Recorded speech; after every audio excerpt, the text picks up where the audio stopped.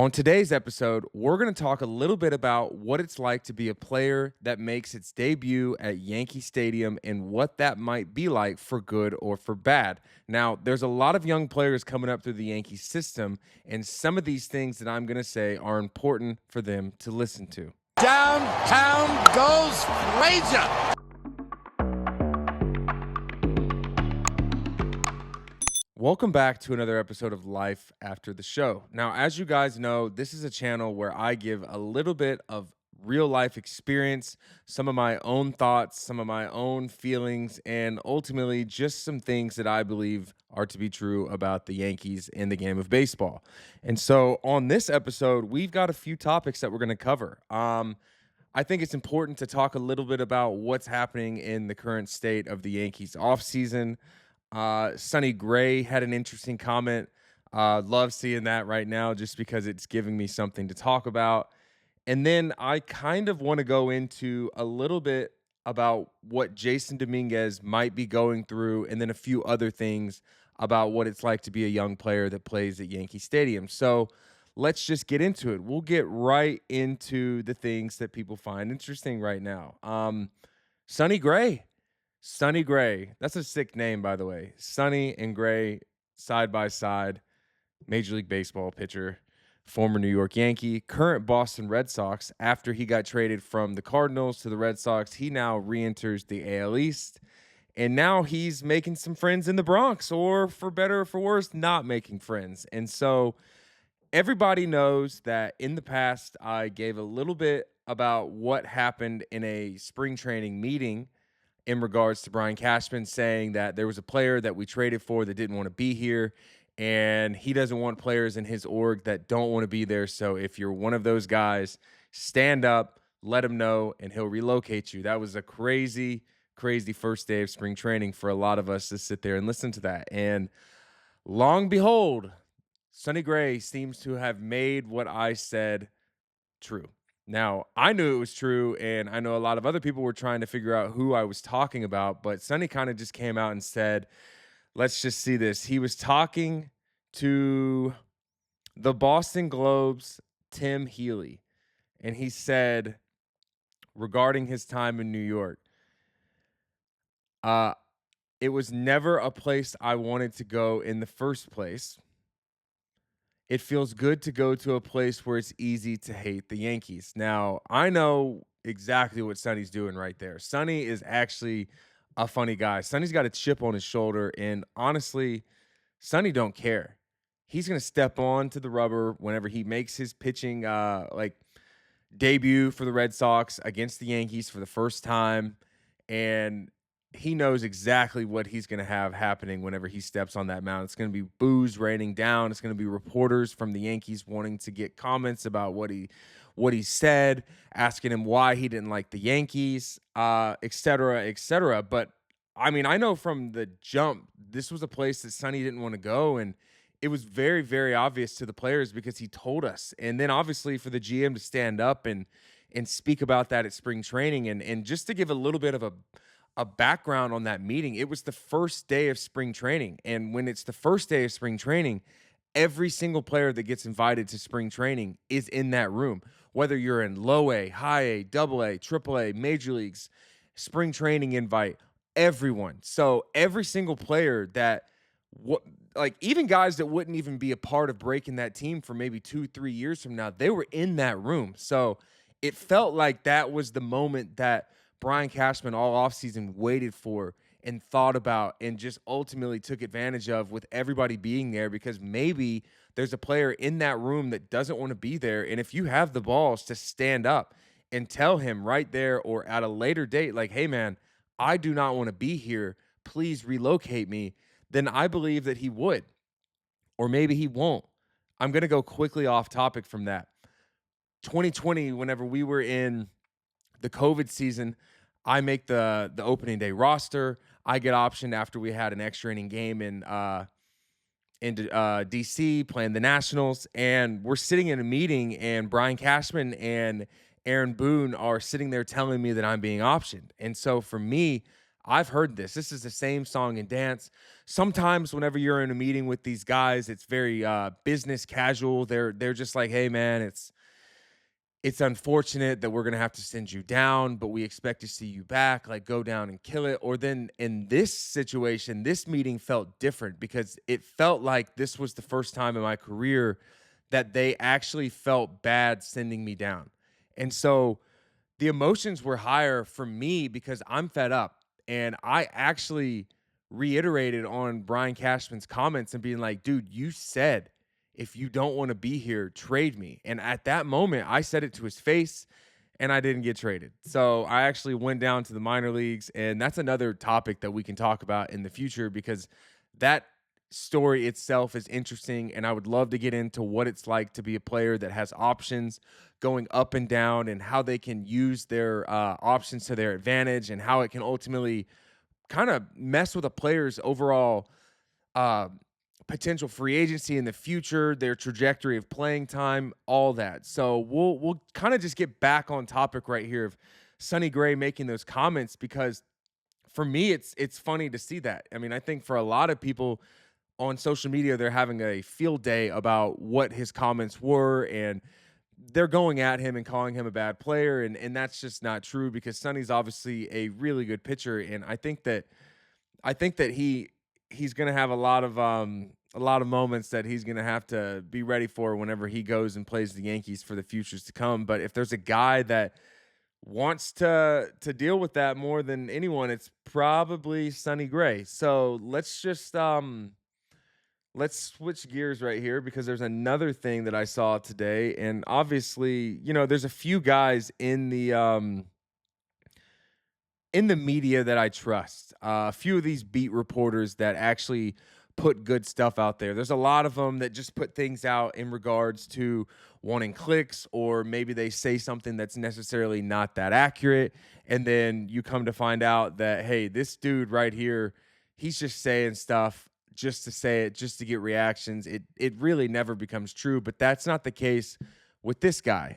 This is a guy that I've had a few conversations with. I enjoyed my time whenever we did talk. So shout out to the MLB beat reporter GOAT, Jeff Passan. He did say something. I'm trying to find it just because I don't have the exact comments that he said, but it was something in regards to if the Yankees go out and get another outfielder, aka Cody Bellinger, what is going to happen to Jasson Dominguez? And there's seemingly belief that they might move on from him. I think that if you're gonna move on from a guy like him, it's now's the time. I mean, you don't want to drive his value completely into the ground to where teams are looking at him and thinking like, well, this guy hasn't played in 2 years. He's sat the bench. He's had brief moments of success. He's had other moments that are highlighted for the moments that aren't so good. He's had some sketchy moments in the outfield. He's had some big hits. He's stolen some bases. I mean, and he's obviously a guy that people have known about for a while. The name is big. The aura around him was big. It's the nickname, the Martian, out of this world talent, still pretty young. And I know that Jasson is sitting there thinking to himself, like, wow, man, wow. Why did you sign me all those years ago and hype me up to be the player that you said that I could be? And then now I'm looking at a guy like Cody Bellinger that might come in and take my job. Now, one thing that needs to be noted is that recently at the Brian Cashman sleeps in his sleeping bag outside convention, he did make the comments that getting Trent Grisham was good. They needed to fill the center fielder role. Obviously, we know that Spencer Jones and Jasson Dominguez have both played center field in the minor leagues.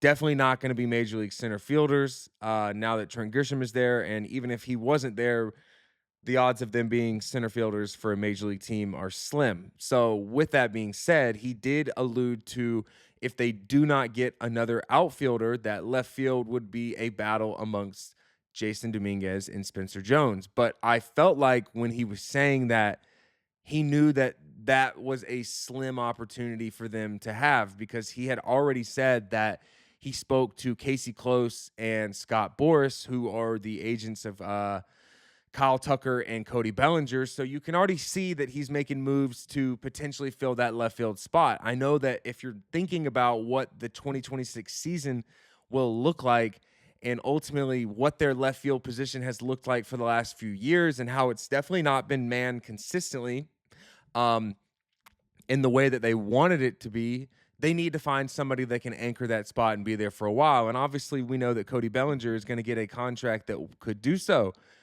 He can play center field at times. He can play first.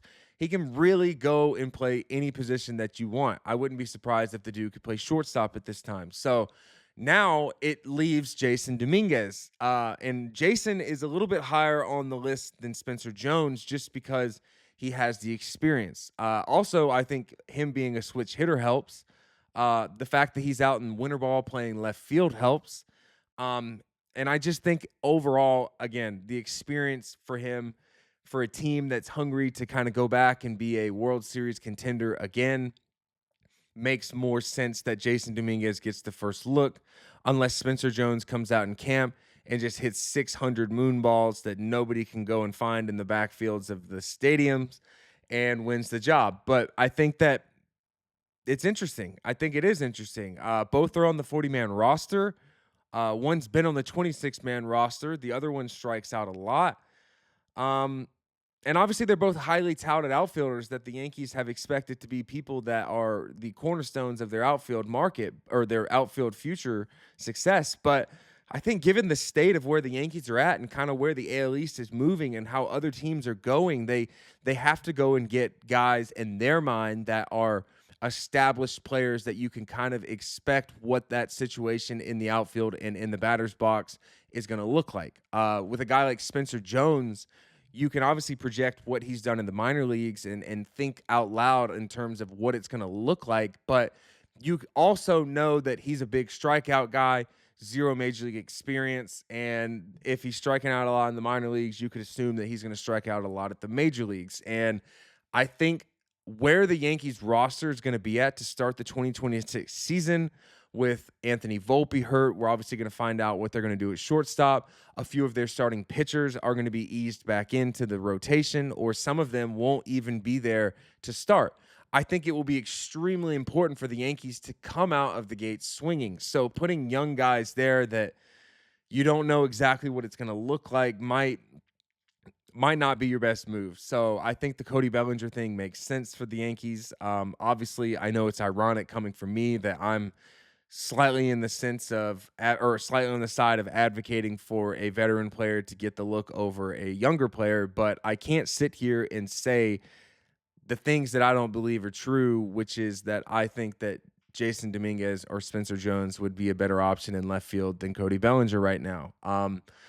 It obviously would make the outfield look exactly the same next season, so that'll be interesting. But I think that, given the state of where the Yankees are at, it makes sense to continue to explore that free agency market and see what you can bring in. And obviously, if there's guys that come up along the way that are trade candidates that you have to make a pivot to instead of getting a guy like Cody Bellinger or Kyle Tucker, then the Yankees can go in that route. And if they don't go that route, then you have Spencer Jones and Jasson Dominguez, and everybody can see what that's going to look like. All right, guys, we're hopping in here to give a shout out to the first sponsor of this podcast, which is going to be Viori. We actually are wearing Viori pieces right now, and we actually got the opportunity to go to the store here in Atlanta to pick out some of the pieces. Life After the Show podcast reporting outside of Viori in Buckhead, Atlanta right now. We're about to go inside and shop for some new clothes. I cannot wait. You ready? We're ready, bro. Let's do it.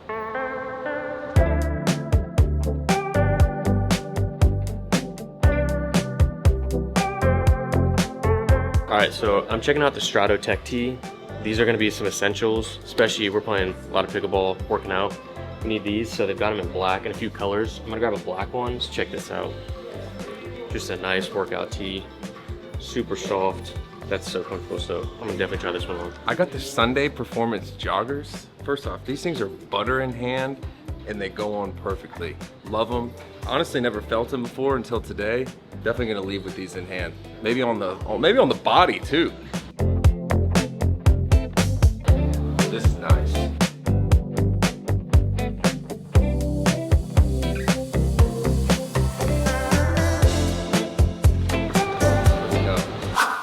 So yeah, I mean, I don't want to spend too much time about who's going to play left field because I did talk about another topic. I specifically would like to continue to piggyback off of the Jasson Dominguez and Spencer Jones um, thing that I'm doing right now. So we'll go a little bit of a different route because this is a route that I can speak from extreme experience from, unfortunately. But I think it's good. It's good for people to hear it in this way. It's going to be extremely brash. It's going to be extremely organic. I mean, I'm just going to say it how it is and perceive it how you want. But when you have these young guys, these young talents that you draft, or these guys that you sign, or these guys that you trade for, and then there's just other major league players that are always coming up along the way that are taking the opportunity that you thought that you were going to get. It's hard. It will be hard for a guy like Jasson Dominguez to show up next season and then have that situation kind of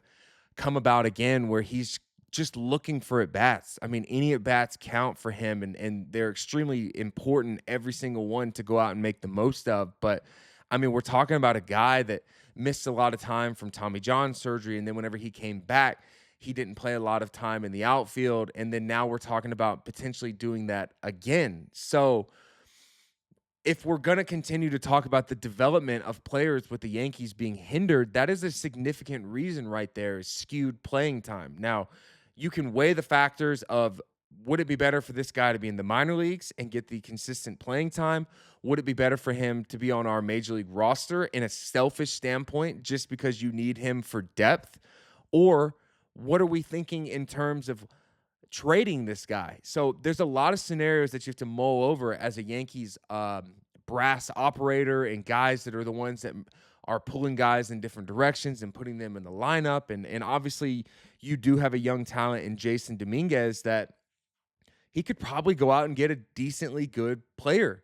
Maybe he could get a few. Maybe you could see him be traded and get a couple other pieces that could help the Yankees. And obviously, I'm not going to sit here and say that I think that the Yankees are going to trade him or not trade him. I think that if you do trade him, you have to trade him after the signing of a big free agent outfielder. Obviously, you should not trade him if you don't have that situation completely figured out. I think that he becomes extremely expendable if you do get another option. I think Spencer Jones is expendable if you get another option. I think given the fact that both of these guys were highly touted outfield prospects, I did see some stuff the other day about some Baseball America dudes saying that Spencer Jones won't be cracking the top 100 prospects. That's all up to them. That's their opinion. That's what they can write. They can put whatever they want out there. It's certainly something that I'm not going to look too much into. The top prospects things doesn't always matter. The Yankees know what they've got in that guy, and other teams, fan bases or other organizations might look at the top 100 prospects more, because if you make a trade, then it sounds good to say that this guy's a top 20, top 30, top 100 prospect, and that's what we got because we traded our best players. So it's really just a way to mitigate the fire if you trade a guy, sometimes just that number that's next to him. But I think if you're thinking about what it's like to be a young player in New York City and Yankee Stadium and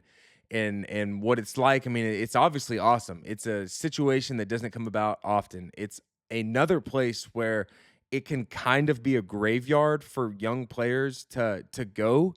They're kind of sitting around most of the time waiting for that situation. I mean, in reality, the situation that a lot of these young players in New York get themselves into is, I'm really good.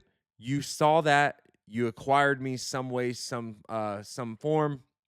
And then now I'm sitting and waiting for an opportunity. And in most cases, the opportunity comes about when a player gets injured. And then a lot of times when that player that got injured becomes uninjured, they come back and they push the young player to the side unless the young player is absolutely lighting the baseball world on fire. The guy that got injured comes back and reclaims his spot, because in most cases, that player is a guy that has a very, very big contract. And usually they look at it from a business side of, how are we going to sit a guy that's making $20 million and play the guy that's making minimum major league wage over him. And then if they do that, they usually your leash is kind of short in terms of when you start to scuffle, the next guy is put back in, and then the business side wins. And so being a young player in New York is not easy. It's not easy from that moment of, wow, I'm not going to play often because this is the biggest team in baseball and they can go out and sign whoever they want. It's not easy from the media side of dealing with the expectations or the constant scrutiny of why you're not playing well, or the fan side of things because they're disgruntled and they're upset that the Yankees aren't performing the way that they are. And then if you're another one of those guys that's holding them back, good luck. The boos start raining down. The newspapers start printing that negativity. Social media stuff, people the thing about social media is that it's hundreds of millions of random people that march together and they can go in whatever direction they want. And so I always knew that being in New York, that negativity sells. That's certainly the route that people like to go. It gets a lot of clicks. People don't love the happy stories all the time. They'll put them out there, but there's a lot of people that are upset. I've seen that. I've seen that with some of the comments that I get in my videos. I've seen that with the clickbait titles that I've put out there. I mean, I find it funny that people don't even watch the majority of my videos before they comment. I can tell that they haven't watched it because the things that they're saying do not match up with the things that I said in the video. So if you're going to come in the comment section and be negative, at least watch the stuff. And the same things to be said. If you're going to be negative on social media towards the players that are trying their hardest to just play a game that's extremely hard, at least give them a chance. At least see what that situation's like. Don't come for them the second that they have their first over 3 game. And obviously, I'm not saying that about everybody. I mean, I got the chance to be in the outfield during the playoffs with a lot of the fans. I heard exactly what they were saying. It was actually really funny to be out there and hear the way that the fans talk during games and in between pitches and outs and innings, and what they're saying and how quickly it can change, and what it's just like to be in the stands as a former player of the team that I used to play for and take it all in. It was awesome. So the way that Yankee Stadium becomes electrified in a sense of negative for the home or the away crowd is huge. I mean, I know that I've seen a lot of people say that the Yankees aren't feared anymore, and that might be true. I mean, I don't think that players ever really feared them in the past. I think they were very aware of how good they were, but I think that what's the biggest X factor in the whole New York Yankees experience is going to Yankee Stadium. That itself is enough to bring fear in these players. So good for you guys, because the atmosphere that y'all create out there can certainly crumble a player that has a little bit of a chink in their armor if they don't like to hear the things that are being rained down in Yankee Stadium. So if you are a young player that has a highly touted prospect background and you're going into Yankee Stadium, you need to have everything figured out. You need to know that when you step into that stadium, the expectations are high. When you are a young player that signs with that team, gets traded or drafted, and you get that situation to play, the expectations are high. If you are a free agent that just signed a massive deal, you got a target on your back. The fans, the media, sports talk, everyone, they're all coming for you. I'm even in elevators in New York City, and the bellhopmen, or whatever you say, the dudes that bring your suitcases up, they're talking about firing people. And I'm laughing because they don't know who I am. They don't know that I used to play. And I'm like, really? Why is that? Why do you want him fired? Just kind of like poking the bear, just trying to see what he has to say, because I find it extremely fascinating, the opinions of everyone and how they go about making you hear what they want you to hear, which is, hey, we hate you, we love you, keep going, or stop doing this. And so it is fun, and you got to feel for guys like Jasson Dominguez. I certainly do. I kind of feel for Spencer Jones too, because I feel like if they get rid of Jasson Dominguez, then Spencer Jones is going to kind of just fall right into that next line of getting the Jasson Dominguez, Clint Frazier treatment, and that's not a good treatment. That is not a good one, because when those situations start to come about and you do take it on the cheek or take it on the chin and allow the teams to option you and kind of allow them to bring you up and down, and then you finally voice your opinion can go really quickly in the wrong direction amongst the people that are the decision makers. So I hope that Jasson Dominguez or anyone that's in the situation right now has their agency fighting that battle for them and that they kind of stay out of it. It can get a little muddy. Maybe we'll get into that. If you made it this far into the video and you do want to hear about how it can get muddy, I do have firsthand experience. I obviously can talk about that. I'm trying to make sure that this is not a rage bait channel. I've heard the comments. People want to see me get views in a different way. I'll try to make the titles different, but not always. Sometimes you got to go with the flow, baby. So if you tuned in this far, in the comments, tell me what you think. Do you think Jasson Dominguez or Spencer Jones will be your left fielder next season? Do you think one of them will be traded? Or do you think that both of them will be traded? At least leave it in the comments, and maybe tell me what you have to say about what Sonny Gray said about your beloved New York Yankees. So as always, thank you for tuning in. This is Life After the Show podcast. Thank you.